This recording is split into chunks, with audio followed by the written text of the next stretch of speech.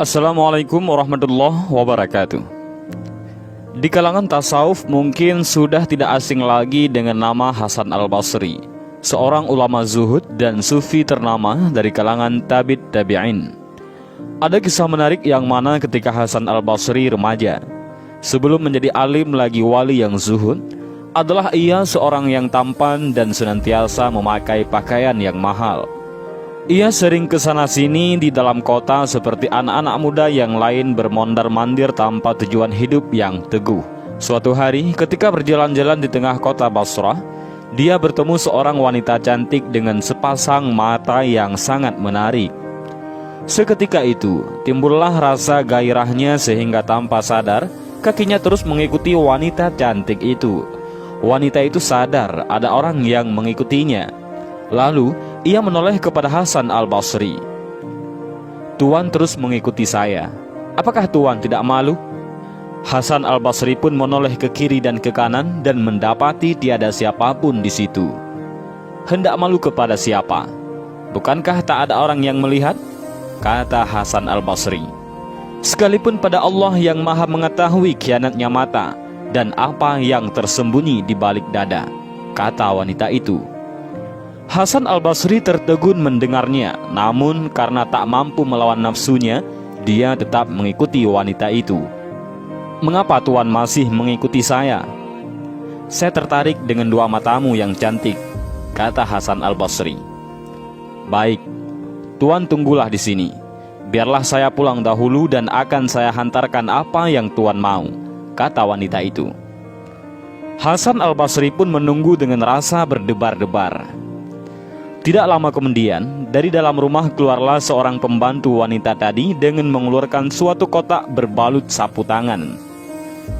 "Tuan, ini majikan saya kirimkan untuk Tuan."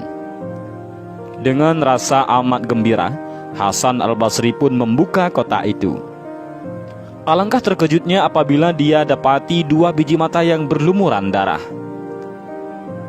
"Wanita yang Tuan ikuti tadi ialah majikan saya.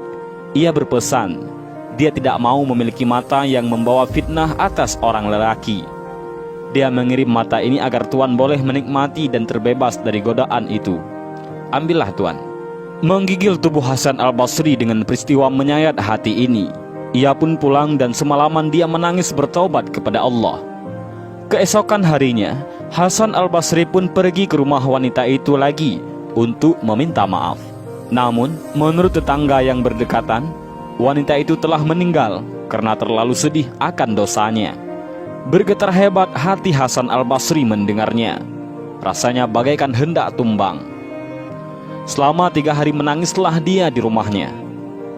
Pada akhir malam yang ketiga itu, Hasan Al-Basri telah bermimpi melihat wanita tersebut sedang duduk di taman surga. "Wahai Tuan, dari dulu saya telah memaafkan perbuatan Tuan yang tak senonoh itu. Karena dari perbuatan Tuan, saya akhirnya duduk mulia di hadapan Allah.